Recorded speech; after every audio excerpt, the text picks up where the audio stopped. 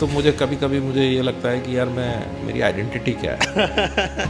राजस्थान में मैंने पैदा होने के बाद 21 साल गुजारे जी। यूपी में कानपुर में मैंने 23 साल गुजारे हैं।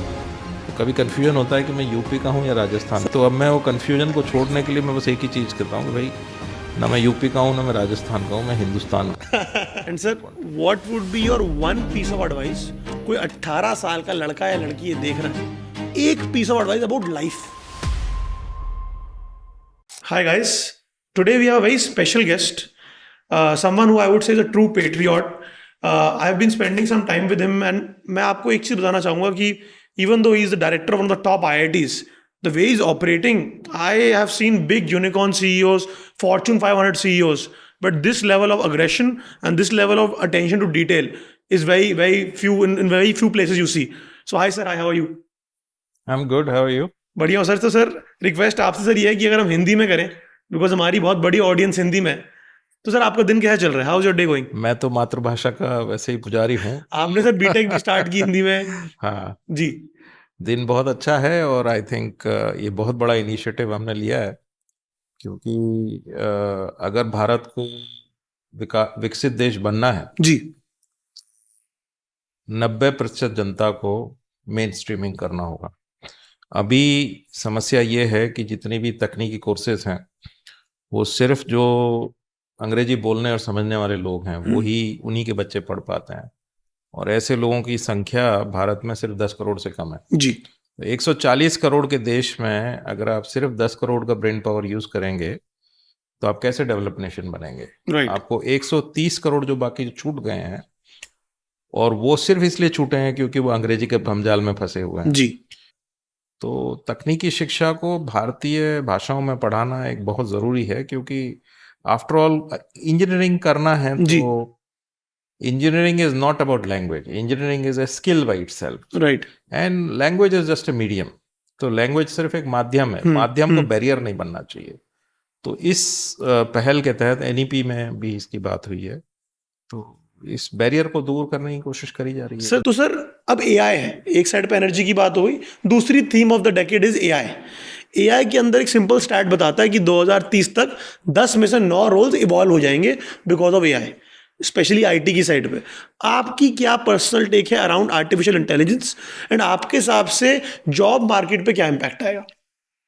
मुझे लगता है जॉब मार्केट पर तो बहुत ज्यादा इम्पैक्ट नहीं आना चाहिए। सीरियसली एआई जॉब्स नए भी क्रिएट करेगा। कोई भी नई टेक्नोलॉजी आती है मार्केट में, शुरू में बहुत सारी स्केप्टिसिज्म होती है, लेकिन नई टेक्नोलॉजी हमेशा कुछ रोल्स को पुराने को खत्म करती है और कुछ नए रोल जनरेट करती है। फॉर एग्जाम्पल, मैं आपको सिंपल एग्जाम्पल देता हूँ, ड्रोन ऑपरेटर।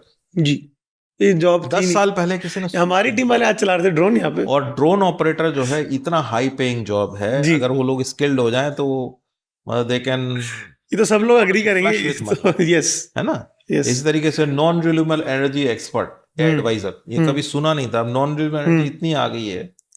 तो जो भी ऐसे एआई एक्सपर्ट्स, ये एक नए रोल्स एक क्रिएट होंगे। एआई से बहुत सारी चीजें आसान हो जाएंगी, बहुत सारे इंफॉर्मेशन आपको इजीली एक्सेसिबल हो जाएगी, लेकिन एआई जो है वो डबल एज स्वॉर्ड है। कैसे? एआई का एथिकल यूज बहुत जरूरी है। एआई सोसाइटी में डिस्पैरिटी बढ़ा सकती है, इनइक्वालिटी बढ़ा सकता है, इनइक्वालिटी बढ़ा सकती है। एआई जो है आपकी नेचुरल इंटेलिजेंस को कम कर सकती है, बिकॉज जब आप हर सवाल अगर आप एआई से पूछ लेंगे तो खुद दिमाग चलाना, तो आप अपना दिमाग चलाना बंद कर देंगे। तो maybe we will be making zombies in future. तो इसलिए इसका बैलेंस्ड इस्तेमाल, एक एथिकल इस्तेमाल भी बेहद जरूरी है। These are the flip side, but मैंने फ्लिप साइड से पहले मुझे पॉजिटिव साइड भी देखी। पॉजिटिव साइड भी इसकी बहुत है जी। बहुत सारी चीजों में आप एफिशिएंट हो जाएंगे, आपकी प्रोसेसेस एफिशिएंट हो जाएंगी, आपकी जो भी काम करने की दक्षता है वो बहुत ज्यादा, वर्कफ्लो एफिशिएंट हो जाएगा। बहुत सारी चीजें जिसके लिए आपको 10 लोग लगते थे, हो सकता है एक ही आदमी से काम चल रहा है। तो यही डर है लोगों को कि वो देखिए, डर का तो कोई इलाज नहीं है। टेक्नोलॉजी को आप बढ़ने से नहीं रोक सकते। जैसा कि मैंने कहा, हो सकता है कि डर उनका वाजिब हो, लेकिन आपको यह भी समझना पड़ेगा कि कोई भी नई टेक्नोलॉजी आती है, अगर मानवता को विकास करना है तो टेक्नोलॉजी तो नई लानी पड़ेगी, तो नए रोल्स क्रिएट होंगे। अगर आपको टेक्नोलॉजी का डर ये तब भी था जब स्टीम इंजन बना था। ये टेक्नोलॉजी का डर तब भी था जब लंदन और पेरिस में हॉर्स कैरेजेस आते थे, और उस टाइम पे कार आई थी पहली बार कि हॉर्स कैरेजेस का रोल चले जाएंगे। तो टेक्नोलॉजी जो होती है it is a human evolution को सपोर्ट करती है। तो ये एक एवोल्यूशनरी फेज है, this will also pass. Humans को कोई रिप्लेस करना बहुत मुश्किल है अब। लेकिन बस हमें यही देखना पड़ेगा कि इसमें एथिकल एस्पेक्ट्स को अच्छे से रखा जाए और इसमें लीगल फ्रेमवर्क भी होना चाहिए। मतलब regulation will be a big regulations बेहद जरूरी है कि इसको कैसे रेगुलेट किया जाए, कैसे इसको ये देखा जाए कि इसका मिसयूज कम से कम हो, और अगर मिसयूज होता है तो उसके प्यूनिटिव एक्शन। सर आपने चैट जीपीटी यूज किया? शुरू में एक आध बार किया था, मैं मजा नहीं बहुत आया। एक्साइटेड नहीं था क्योंकि ज्यादातर इन्फॉर्मेशन गलत ही लेकर के हाँ हाँ, और चैट जीपीटी अभी मेटा वाला अभी तो व्हाट्सएप पे भी दे लामा हाँ yes. तो वो ChatGPT always you have to take it with a pinch of salt. मतलब जरूरी नहीं है, इफ यू ट्रस्ट इट 100% आप you will be in for surprises. तो उसमें बट एकेडमिक्स के अंदर एक बहुत बड़ी डिबेट चल रही है कि जो बच्चे असाइनमेंट्स करते हैं उसमें हम एआई उनको यूज करने दें या ना दें, आपकी क्या टेक है? बिल्कुल नहीं करने देना, बिल्कुल नहीं करना। और ये बिल्कुल अनएथिकल है। बिकॉज एकेडमिक्स का फिर मतलब क्या रहा? अगर आपको कंप्यूटर से ही सब कुछ पूछ करके लाना है तो फिर आपको क्या, आपकी क्या जरूरत है?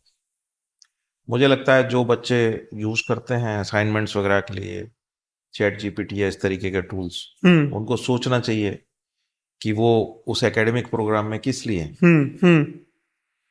एथिकल एस्पेक्ट बहुत ज़रूरी होता है लाइफ में। आप अगर किसी भी सब्जेक्ट पे अपना असाइनमेंट खुद नहीं कर रहे हैं तो ऑब्वियसली आपकी नेचुरल इंटेलिजेंस नहीं बढ़ रही है। जी सिर्फ आर्टिफिशियल इंटेलिजेंस के भरोसे दुनिया नहीं चलेगी। जी, आपकी जो नेचुरल इंटेलिजेंस है वो आर्टिफिशियल इंटेलिजेंस से ऊपर होनी चाहिए, क्योंकि आप आर्टिफिशियल इंटेलिजेंस को क्रिएट कर रहे हैं, ना कि उल्टा है।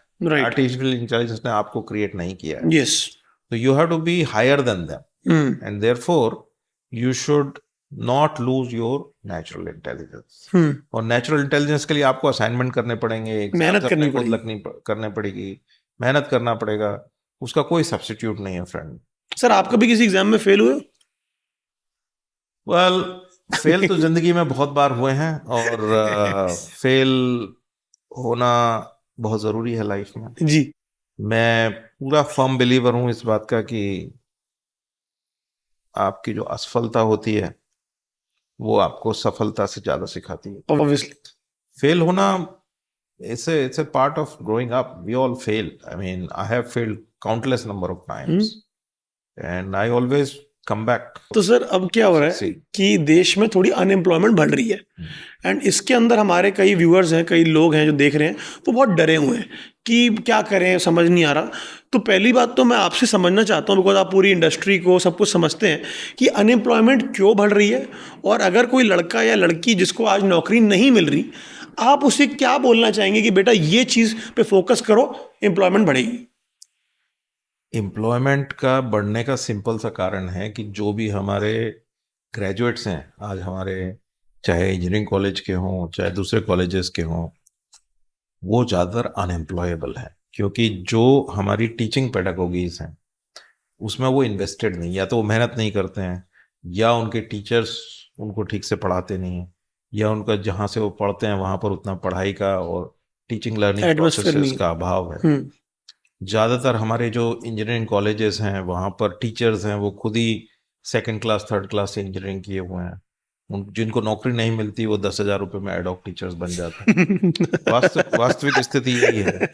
तो उसकी वजह से क्या हो रहा है कि फिर गार्बेज इन गार्बेज आउट, और जो स्टूडेंट्स हैं जो उन कॉलेजेस में एडमिशन लेते हैं जी, वो ना तो स्किल डेवलप कर पाते हैं, और वो बेसिकली एक ट्रैप का हिस्सा बन जाते हैं।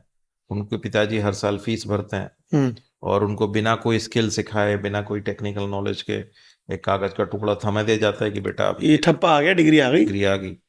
जब वो इंडस्ट्री में जाते हैं नौकरी मांगने के लिए, बेसिक सवालों का जवाब नहीं दे पाते, कोई स्किल नहीं है, तो रिजेक्ट हो जाते हैं। तो अनएम्प्लॉयमेंट इसलिए है, ना कि इसलिए कि नौकरियों का अभाव है। स्किल सेट आप इंप्रूव करेंगे अपना किसी भी एरिया में, मान लो कोई भी एक स्किल का आप प्रोग्राम अपस्किलिंग अपनी कर लेंगे, किसी भी एक निश में आप चले जाएंगे, जॉब्स की कोई कमी नहीं। और मैं तो हमेशा से कहता हूं कि अगर नौकरी की कोई कमी नहीं है, अपॉर्चुनिटी की कोई कमी नहीं है किसी भी इंस्टीट्यूट के बच्चों के लिए। अगर आप अपने बैच में टॉप 25% में हैं तो नौकरी तो है। आपको नौकरी पक्का मिलेगी, लेकिन अगर बॉटम 25% में है तो शायद आईटी वालों को भी नौकरी मिलेगी। कुछ जगह हुआ ये आजकल। तो मुझे लगता है कि आने वाला समय छात्रों के लिए काफ़ी एक्साइटिंग रहेगा।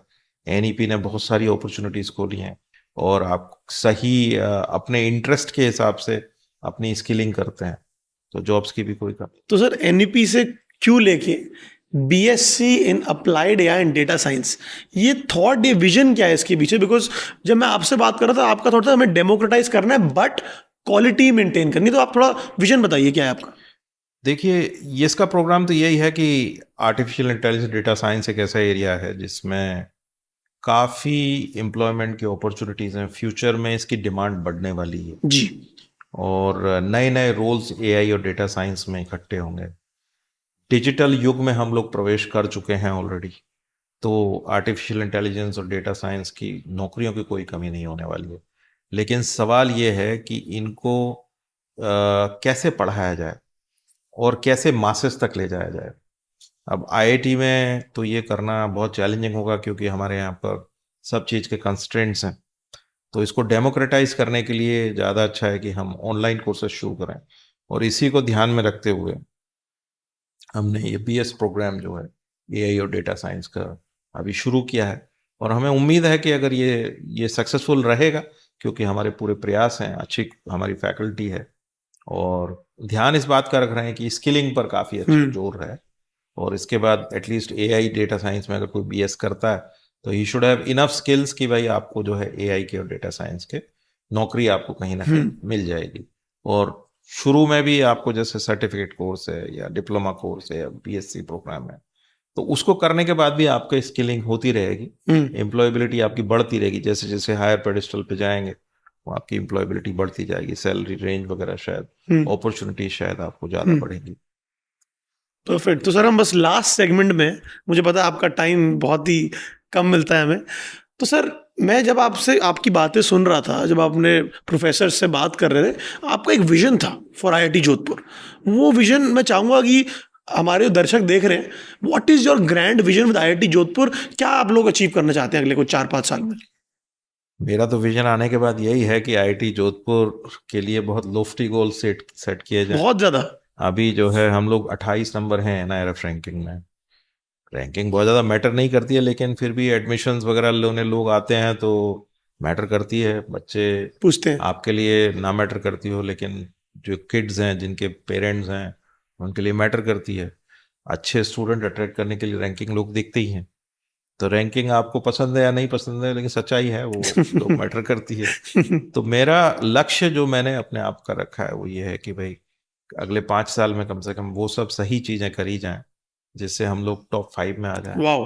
टॉप 5 में प्रयास करेंगे, 10 में भी आ गए तो वाओ। अच्छा है, लेकिन क्वांटम जंप एक सर होना। मैंने आज तक कभी किसी academic director, I have never heard someone set goals like this. मतलब आपको डर नहीं लगता कि हम गोल्स इतने बड़े बड़े सेट डर डर डरने की कोई बात ही नहीं है। ये तो देखिए, जिंदगी में अगर आपको एम तो हाई करना ही। सर आप 11-11 बजे तक रोज काम कर रहे हो। नहीं तो वो मतलब तो मेरा जॉब नहीं। है। तो यही है, इसके लिए जो भी ऐसा नहीं कि सिर्फ गोल सेट किया है। गोल सेट करने के अलावा जो है यहाँ के हमारे जितने भी फैकल्टी कॉलीग्स हैं, स्टूडेंट्स हैं, उनके साथ सबके साथ संवाद किया है जी। सबको बताया है, सबके साथ मिलकर के स्ट्रैटेजी डेवलप की है कि कैसे किया जाएगा। तो हमारा विचार यही है कि आईआईटी जोधपुर में अभी 10 डिपार्टमेंट और 4 स्कूल्स हैं, तो हम इनकी संख्या में ज़्यादा बढ़ोतरी करेंगे। हमारी फैकल्टी लगभग 270 है, इसको भी हम बढ़ा करके 500 550 अगले 5 साल में करेंगे। स्टूडेंट्स हमारे पास लगभग 4000 फिजिकल हैं, 1000 हमारे पास एग्जीक्यूटिव मास्टर्स प्रोग्राम में, इसको भी लगभग बढ़ा करके 10,000 के ऊपर करने का लक्ष्य है। और जितना हमारा बिल्डिंग कंस्ट्रक्शन अभी हो रखा है सर हंड्रेड्स ऑफ करोड़ की इन्वेस्टमेंट और millions of dollars, hundreds of millions. अभी उसमें भी हम लोग काफ़ी इन्वेस्टमेंट करके लोन वगैरह लेकर के हम लोग जितना बना हुआ है उतना ही और बनाने की कोशिश कर रहे हैं। तो अगर ऐसा हो पाया, मेरा तो लक्ष्य यही है कि जब तक मेरा टर्म खत्म हो अगले 5 साल 4.5 साल में, 5 महीना निकल गया है 5 साल का टर्म है, तो जब तक हो तब तक कम से कम एक आईआईटी दिल्ली या आईआईटी कानपुर, आईआईटी बॉम्बे के बराबर बड़ा या उनसे लगभग कंधे से कंधा मिलाने वाला एक इंस्टीट्यूट एक जोधपुर स्थापित हो, और जो सेकंड जनरेशन आईआईटीज हो उनमें ऑब्वियसली टॉप होना चाहिए, फर्स्ट जनरेशन से कम्पीट करना चाहिए। तो उसके लिए काफी सारे प्रयास करे हैं। जितना भी फैकल्टी मेंबर्स हैं उनको रिक्वेस्ट किया जा रहा है कि भाई आप पेपर पब्लिकेशंस पे ध्यान दीजिए, आप प्रोजेक्ट्स लगाने पे ध्यान दीजिए, आप स्टूडेंट्स को टाइमली ग्रेजुएट करवाइए, आप अच्छे स्टूडेंट्स को लेकर के आइए। एनआईटीज के साथ हमने एमओयू किया है। अच्छा। 12 एनआईटीज अभी हम एमओयू कर चुके हैं और बाकी अभी 19 एनआईटीज के साथ करना बाकी है, प्रयास जारी है। उसमें हमने ये कहा है कि जितने भी आपके टॉप 10 टॉपर्स हैं जिनकी 8 पॉइंट के ऊपर सीपीआई है, उनको हम सीधा पीएचडी में एडमिशन दें। अच्छा। नो क्वेश्चंस आस्क्ड, आप फॉर्म भरिए। और बिग डील भी एनआईटीज के साथ हमारा जो है एमओयू है। इस साल हमने थोड़ा लेट हो गए थे लेकिन फिर भी 7 स्टूडेंट्स ने हमें ज्वाइन किया है। अगले साल 100 का लक्ष्य। अगर हमारे स्टूडेंट्स एनआईटी से आएंगे, अच्छे कॉलेजेस से आएंगे, तो ऑब्वियसली हमारी रिसर्च भी बढ़ेगी, आउटपुट भी बढ़ेगी, विजिबिलिटी भी बढ़ेगी। हमारे फैकल्टी मेंबर्स उनको भी रिसर्च करने में मजा आएगा। एक्साइटिंग प्रॉब्लम्स, बड़े बड़े प्रोजेक्ट्स लाने के लिए हम लोग कोशिश कर रहे हैं। अभी हाइड्रोजन वैली का प्रोजेक्ट है, काफी बड़ा प्रोजेक्ट है। इस तरीके से हम लोग नए स्कूल्स, नए डोनेशंस भी ला रहे हैं। अभी हमारे को एक भामाशाह है राजस्थान के ही, श्री नरेंद्र गोलिया जी, उन्होंने 70 करोड़ रुपया दिया है centre for clean energy. 70 crore, about $8-9 million. Yes, wow. और उसके अलावा काफी सारी चेयर्स हम लाने की कोशिश कर रहे हैं। पिछले 5 महीने में 5 चेयर आ चुकी हैं।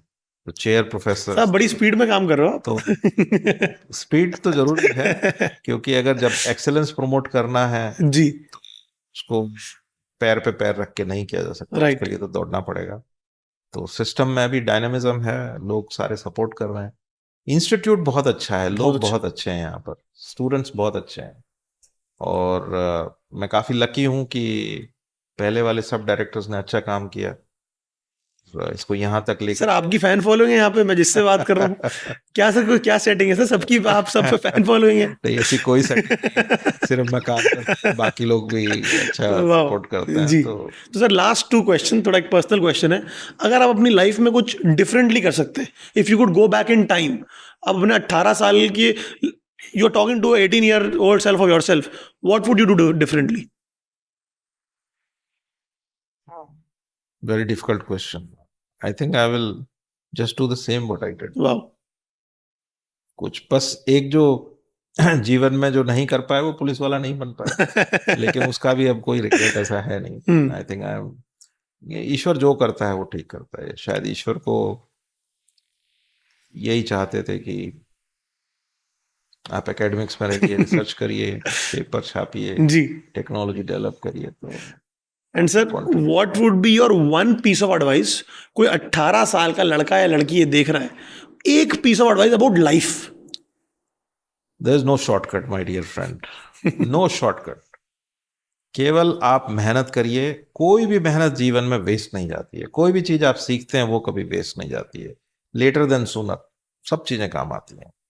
इसलिए अपना एथिकल कैंपस ठीक रखिए, मेहनत करते रहिए, सफलता तो आ ही जाएगी। Wow sir, what a way to end it sir. आज बहुत मजा आया। It was a pleasure. Thank you sir. Thank you.